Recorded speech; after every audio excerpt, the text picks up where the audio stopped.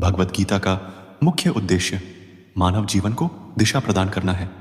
यह सिखाती है कि व्यक्ति कैसे अपने कर्तव्यों का पालन करते हुए धर्म, भक्ति, ज्ञान और कर्म का समन्वय कर सकता है।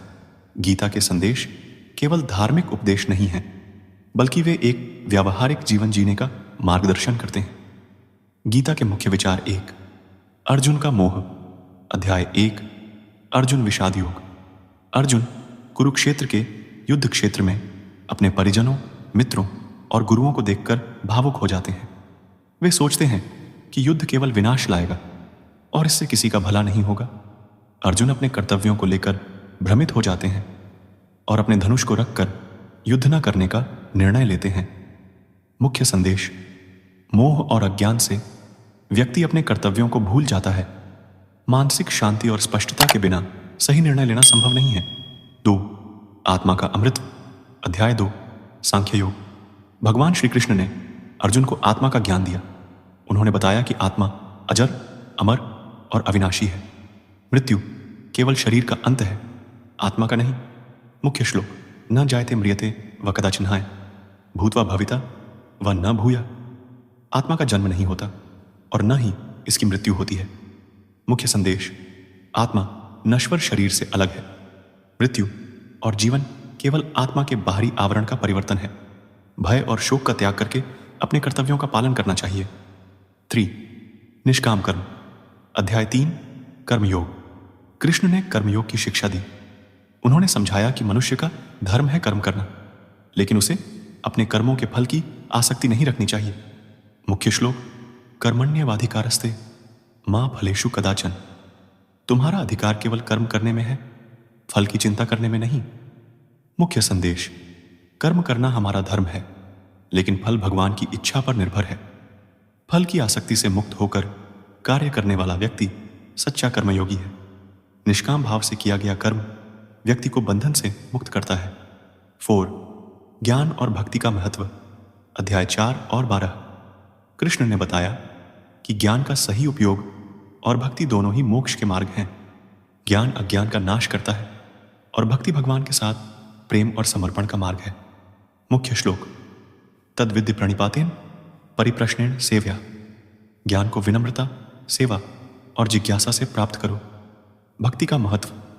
भक्ति योग में भगवान से प्रेम और उनकी शरणागति प्रमुख है। भगवान ने कहा कि जो व्यक्ति प्रेम और भक्ति से उनकी पूजा करता है वह उन्हें प्रिय है।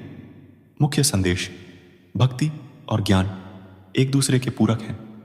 केवल कर्म से नहीं बल्कि भक्ति से भी मोक्ष प्राप्त किया जा सकता है। भगवान की शरण में जाने से जीवन की कठिनाइयां समाप्त होती हैं। 5, योग का महत्व। अध्याय 6, ध्यान योग। कृष्ण ने योग को आत्मा और परमात्मा के मिलन का मार्ग बताया। योग के माध्यम से मन को स्थिर और शांत किया जा सकता है। मुख्य श्लोक: योगस्थ कुरु कर्माणि संगम त्यक्त्वा धनंजय। योग में स्थिर होकर कर्म करो और आसक्ति को त्याग दो। मुख्य संदेश: ध्यान और योग से मन को शुद्ध और स्थिर किया जा सकता है। संतुलित जीवन जीने वाला व्यक्ति ही सच्चा योगी है। योग के माध्यम से आत्मा की शुद्धि और ईश्वर की प्राप्ति होती है। 6, सृष्टि के 3 गुण। अध्याय 14, गुणत्रय विभाग्यो। संसार 3 गुणों सत्व, रजस और तमस से निर्मित है। सत्व गुण पवित्रता, ज्ञान और शांति का प्रतीक। रजस गुण सक्रियता, इच्छा और भोग की प्रवृत्ति। तमस गुण जड़ता, आलस्य और अज्ञान का प्रतीक। मुख्य संदेश: जो व्यक्ति इन 3 गुणों से ऊपर उठ जाता है वही मोक्ष प्राप्त करता है। सत्व गुण से आत्मा की उन्नति होती है। 7, भगवान की विभूतियां। अध्याय 10 और 11। कृष्ण ने अपनी अनंत विभूतियों और विराट रूप का वर्णन किया। उन्होंने कहा कि यह पूरी सृष्टि उनकी ही विभूति है। मुख्य संदेश: भगवान के विराट रूप में संपूर्ण ब्रह्मांड समाहित है। जो भगवान की विभूतियों को समझता है वह उनसे प्रेम करता है। 8, मोक्ष का मार्ग। अध्याय 18।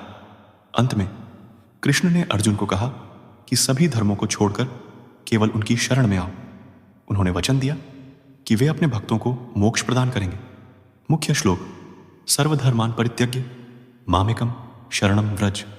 सभी धर्मों को त्याग कर मेरी शरण में आओ। मुख्य संदेश: भगवान की शरणागति ही मोक्ष का अंतिम मार्ग है। मोह अज्ञान और आसक्ति का त्याग करके जीवन को सार्थक बनाया जा सकता है। गीता के मुख्य संदेश कर्तव्य का पालन करें। अर्जुन के माध्यम से कृष्ण ने बताया कि अपने धर्म और कर्तव्यों का पालन करना ही जीवन का उद्देश्य है।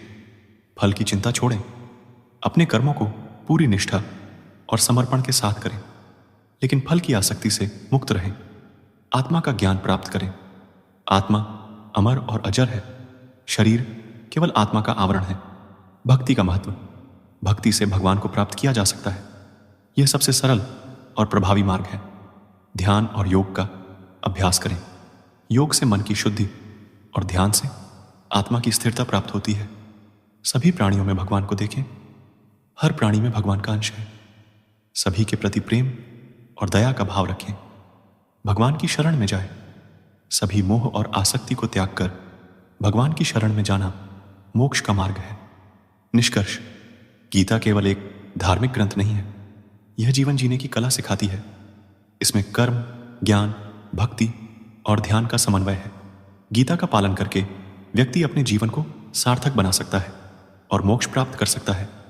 गीता का संदेश आज भी उतना ही प्रासंगिक है जितना हजारों वर्ष पहले था। यह हर युग और हर स्थिति में मानवता का मार्गदर्शन करती है। जय श्री राधे कृष्ण अवश्य लिख दीजिए और वीडियो को लाइक करके चैनल को सब्सक्राइब कर लीजिए।